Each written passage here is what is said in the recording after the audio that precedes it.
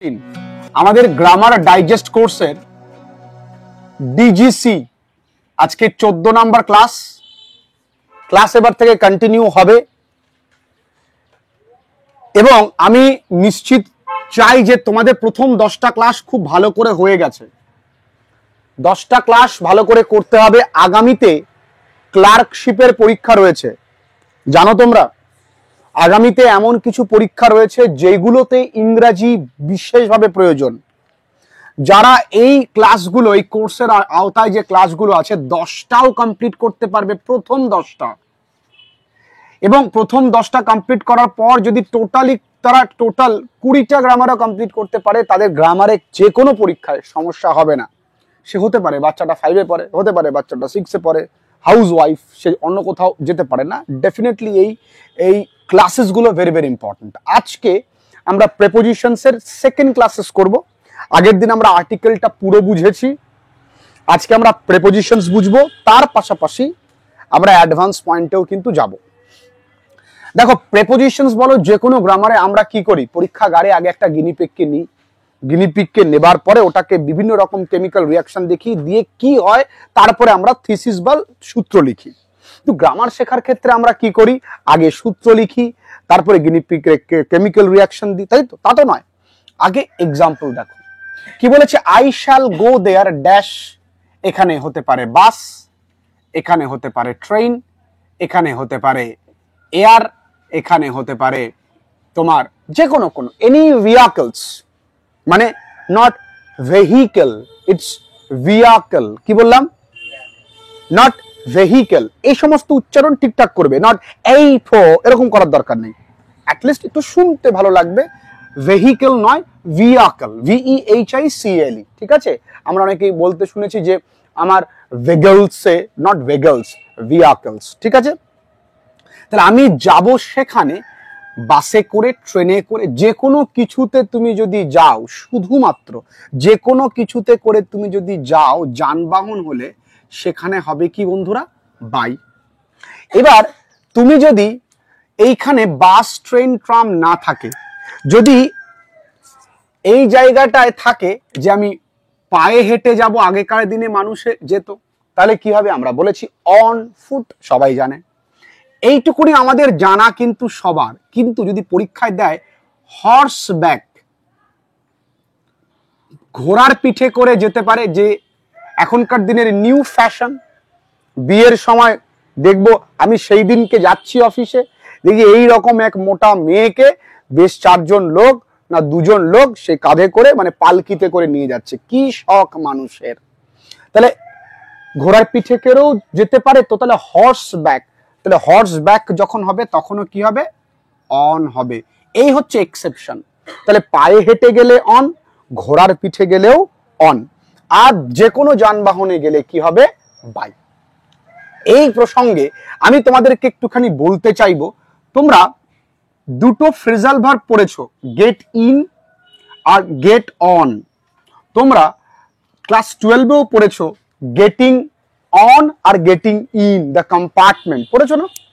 আচ্ছা, get in মানেও ওঠা, গেট অন মানেও ওঠা। গেট ইন মানেও যানবাহনে ওঠা, গেট অন মানেও যানবাহনে ওঠা। Where is the difference? তুমি যদি কোনো, ভালো করে বুঝবে, তুমি যদি কোনো ট্যাক্সিতে ওঠো তাহলে গেট ইন হবে, তুমি যদি কোনো বাসে ওঠো তাহলে গেট অন হবে। একটু নিজেরা ভাবো, কেন? বাসে কি তোমায় মাথা ঝুঁকিয়ে ঢুকতে হচ্ছে? নো। ট্যাক্সিতে তোমায় কি, না আমি মাথা ঝোঁকাবো না, হবে মাথা। তাহলে এই জায়গা আমি কি লিখবো, যে মাথা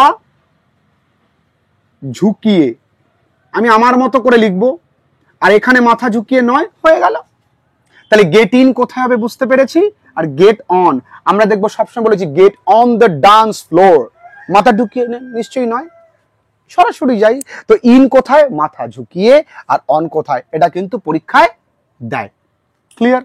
তাহলে এইখানে বাই কোথায় বসলো বুঝতে পেরেছো? এবার আসো, the building is just dash the বাজার। তাহলে দেখো, কোনো কিছুর সংলগ্ন, কাছাকাছি। ধরো রাজা তোমার পাশে বসে রয়েছে, একদম পাশাপাশি বসে আছে, তখন হবে কিন্তু বিসাইড। তাহলে বিসাইডটা কি হবে? একদম পাশে। আর যদি একটু দূরে চলে যায় তখন হবে কিন্তু বাই। বুঝতে পারলাম? রাজা কিন্তু, আমি যদি এটাকে রাজা ধরি, আমার চিত্রকুশলতা আবার ফুটিয়ে তোলা যাক। রাজা একদম আমাদের সিমলার পাশে বসে রয়েছে। এই হচ্ছে সিমলা, হালকা চুলটা ছেড়ে দিয়েছে, একদম পাশে। তাহলে কি হবে? বিসাইড। এবার রাজা কিন্তু আমাদের এই শ্রাবন্তীর পাশেও রয়েছে, চোখটা একটু টানা টানা, শ্রাবন্তীর পাশে রয়েছে। তাহলে পাশে কিন্তু দূরত্ব রয়েছে। আমার বাড়ি এইটা, আমার বাড়ি এইটা, আমার বাড়ি এই নদীর পাশে, মানে কি একেবারে পাশে না। তার মানে আমি কিন্তু এখানে লিখবো বাই। কিন্তু যদি আমি মাঝে মাঝে হাঁটতে যাই নদীর ধার বরাবর, তো পাই তো নেই, তাহলে কি হবে? বিসাইড। বুঝতে পেরেছি? আচ্ছা, তাহলে এই বাজারের পাশে মানে একদম পাশে নয়, সংলগ্ন। ক্লিয়ার? ওকে। হি স্যাট ড্যাশ মি, তাহলে আমি এখানে বাইও লিখতে পারি, আমি এখানে বিসাইডও লিখতে পারি। এবার ব্যাপার হচ্ছে এই বিসাইড কথাটির সঙ্গে তুমি যদি একটা এস জুড়ে দাও তাহলে হবে জানো তো, বিসাইডস। মানে বিসাইডস মানে ছাড়াও। Besides being poor he is unhealthy, মানে কি গরিব হওয়ার পাশাপাশি সে কিন্তু অসুস্থ বটে। ক্লিয়ার? তাহলে দেখো এই তিনটে কোথায় কোথায় বাই বসলো। আমরা তাহলে আলটিমেট কি শিখছি? প্রেপোজিশনস বাই কোথায় বসে। You are guilty dash the law, মানে অনুযায়ী। তাহলে এখানে কি আসছে? অনুযায়ী। দেখো আমরা বাই কোথায় কোথায় বসি, প্রত্যেকটাতে কিন্তু আমরা এক্সাম্পল দিয়ে বুঝে যাচ্ছি। এটা কি পাশাপাশি, এটা কি সংলগ্ন, এটা কি যানবাহনে করে গেলে। আর you are guilty dash the law, মানে তুমি তুমি তুমি অপরাধী বাই দ্য ল, আইন অনুযায়ী, তাই না? আইন যদি না থাকতো তাহলে তোমার কোনো অপরাধ নেই।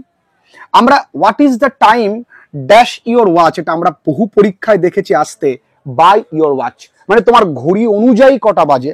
আমার ঘড়ি অনুযায়ী 10টা 12 বাজতে পারে, তোমার ঘড়ি অনুযায়ী 10টা 20 হতে পারে। তাই এক একজনের ঘড়ি অনুযায়ী যখন হবে, তাহলে এটা দুটো কিন্তু অনুযায়ী বিষয় হলো।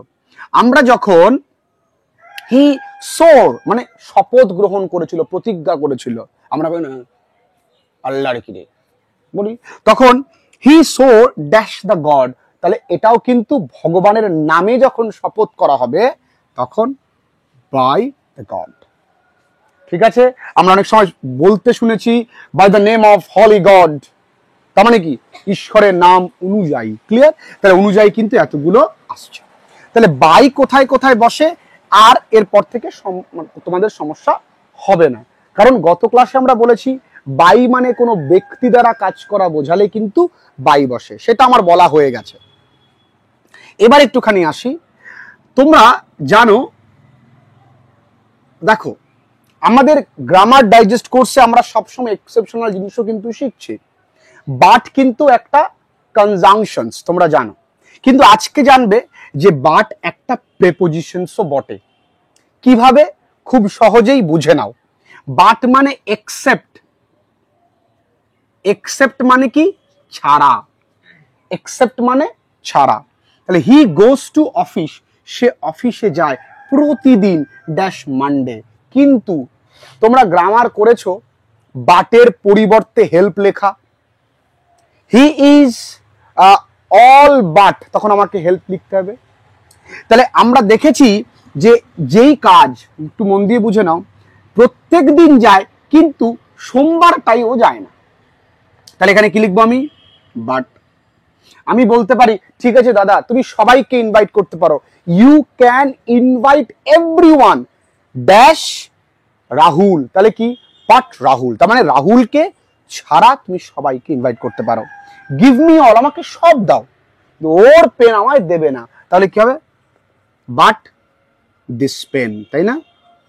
But this pen. তাহলে বাট কখন হলো আমরা লক্ষ্য করলাম, বাট কিন্তু এক্সেপ্ট অর্থে অ্যাজ আ প্রেপোজিশনসও বসে, কেবলমাত্র এটা কিন্তু আমরা কি বললাম, কনজাংশন হিসেবে ব্যবহার করি না। ক্লিয়ার? তাহলে দুটো সুন্দর করে লিখে নেবে। নিশ্চয়ই বুঝতে পেরেছো বাট কোথায় বসে, বাই কোথায় বসে আর বাট কোথায় বসে। এভাবে আমরা বাদ বাকি গ্রামার গুলোও দেখবো। যে কোনো চাকরির পরীক্ষার ক্ষেত্রে আমাদের ইংরেজিতে যে কারণে আমাদের সমস্যা হয়, আমি বহু ছেলে মেয়েদের সাথে কথা বলি, তারা বলে যে মেন ভীতি ইংরেজিতেই, উইক পয়েন্ট ইংরেজি। অঙ্ক প্র্যাকটিস করতে করতে উঠে যায়, জিকে মুখস্থ করলে একটা জায়গায় চলে আসে, ইংরেজি কনসেপ্ট ক্লিয়ার না করতে পারলে হবে না। আর আমাদের ক্লাসের মেন উদ্দেশ্য থাকে কনসেপ্ট ক্লিয়ার করো। তুমি বিসিএস এর কোশ্চেন ধরে দেখো, যদি কখনো হাতে নিয়ে দেখবে, তোমরা যারা রেগুলার ক্লাসেস করো, 25টা প্রশ্নের মধ্যে 20 থেকে 22টা প্রশ্ন তোমার কাছে জলের মতন সোজা। তার কারণ তোমার কাছে কনসেপ্টটা ক্লিয়ার। এবার তোমরা যদি ক্লাসেস না করো, ঠিকঠাক করে রেগুলারিটি মেনটেন না করো, সেক্ষেত্রে আমার কিছু করার থাকে না।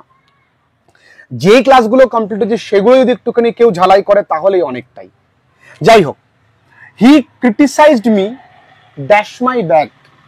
সাধারণত মানুষ কারো সমালোচনা করে কারো পেছনে, তাহলে পেছনে ইংরেজি কি? বিহাইন্ড, তাই তো? দেখবে এটা কিন্তু একটা কম্পাউন্ড প্রেপোজিশন, জানো? আসলে বিটা অ্যাড হয়েছে হাইন্ড এর সাথে। হাইন্ড মানেই লুকানো, কম্পাউন্ড। এবার তুমি যদি খুব ডিটেলে বুঝতে চাও কম্পাউন্ড প্রেপোজিশনস কি, আমি তোমাদের শিখিয়েছিলাম যে ডিসগাইজড প্রেপোজিশনসও আছে। আচ্ছা, ডিসগাইজড প্রেপোজিশনসটা কেমন? যদি এরকম বলি যে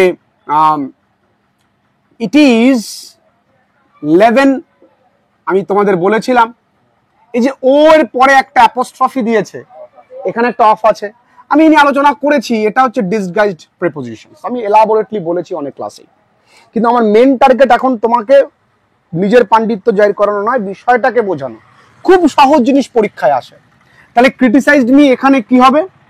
কি বললাম? Behind my back. কি হচ্ছে? Behind my back. তাহলে এখানে পেছনে, সবই বিহাইন্ড, এখানে যা আছে সবকটাই কিন্তু পিছনে, তাই না? তাহলে ইউ আর ড্যাশ টাইম, তুমি সময়ের পেছনে, মানে কি? তুমি সময় থেকে অনেকটা পিছিয়ে, তাহলে কি হবে? Behind time. We are dash you, বলছে ভয় পাস না, আমরা তোর পেছনে আসি, আলটিমেট বাসটা আমরাই দেব যদিও। তাহলে কি হচ্ছে? Behind you. আমরা কি এখানে বলতে পারি না we are with you, we are by you, we are beside you?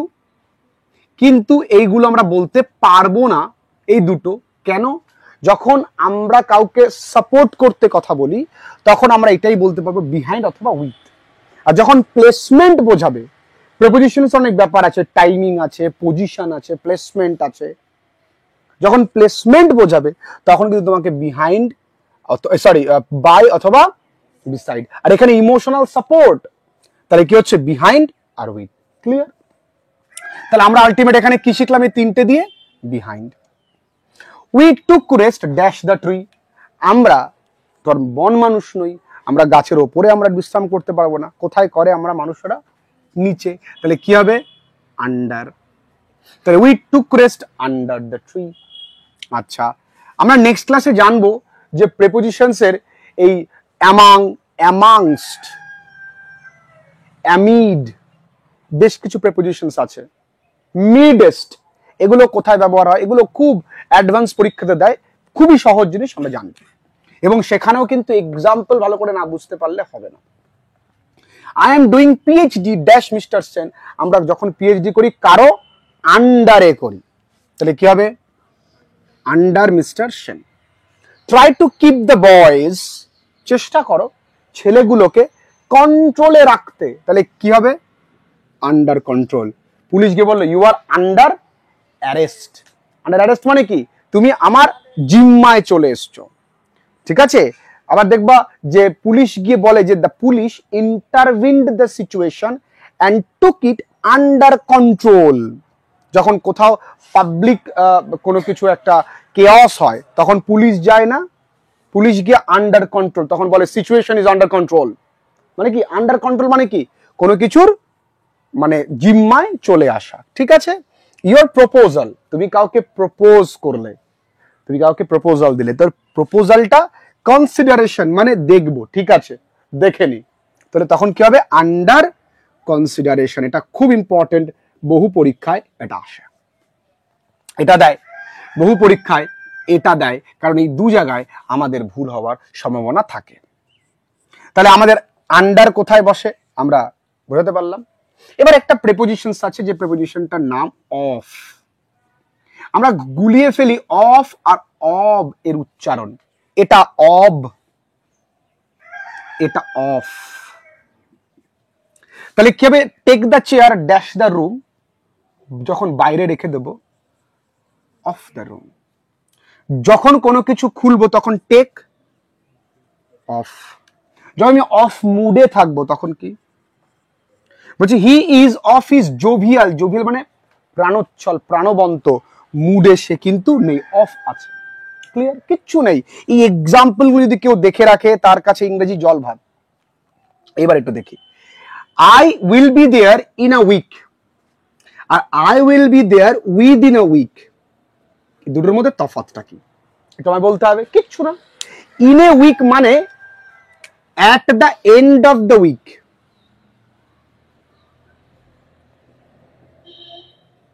তার মানে কি সপ্তাহের শেষে, আর উইদিনের মানে কি মধ্যে, যেন গুলিয়ে না যায়। তাই জন্য দেখবে আমি সব গ্রামারের শেষে কিছু অ্যাডভান্স তোমাদেরকে বলে দিচ্ছি, ঠিক আছে? কিছু অ্যান্টিবায়োটিক থাকে যাতে রোগটা একেবারেই সেরে যায়, লিখে নাও। এবার আসবো আমরা অ্যাবাভ, ওভার, অন, অ্যাক্রস, এগুলো কোথায় বসে, প্রচুর সমস্যা হয় আমরা জানবো, লিখে নাও।